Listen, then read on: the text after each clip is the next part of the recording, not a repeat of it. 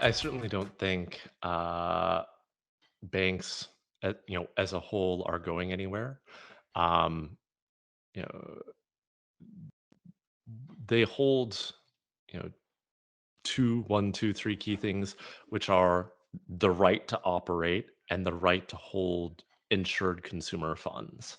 And there's no indication that these are going to cease to be uh, required factors to operate the business of banking.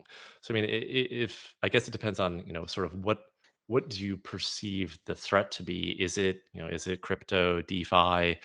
People don't want to be their own bank, and that's some of the story you hear attached to this. The sort of DeFi stuff, and particularly given sort of what we've seen play out this year with the bankruptcy and failure of entities like Celsius, um, and like the Terra stablecoin ecosystem.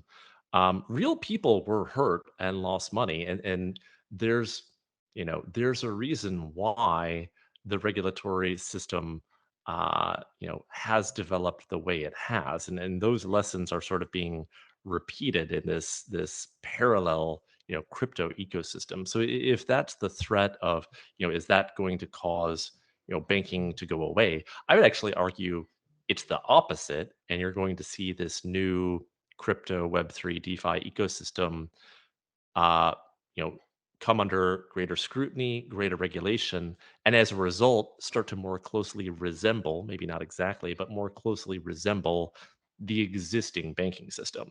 Now, that doesn't mean I don't think there's going to be significant change. I mean, again, particularly pointing to some of the factors in the US, you have far too many banks. You're going to continue to see branches close.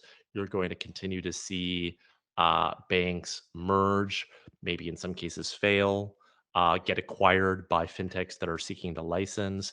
So there's certainly, I think, going to be continued significant dramatic change in, call it, the division of labor between the entity that's holding a bank license and that is regulated as a bank versus others that are partnering, uh, partnering with that licensed entity in to provide consumer-facing services. So, is banking dead? No. Is it going to look really different in 10 years? Probably.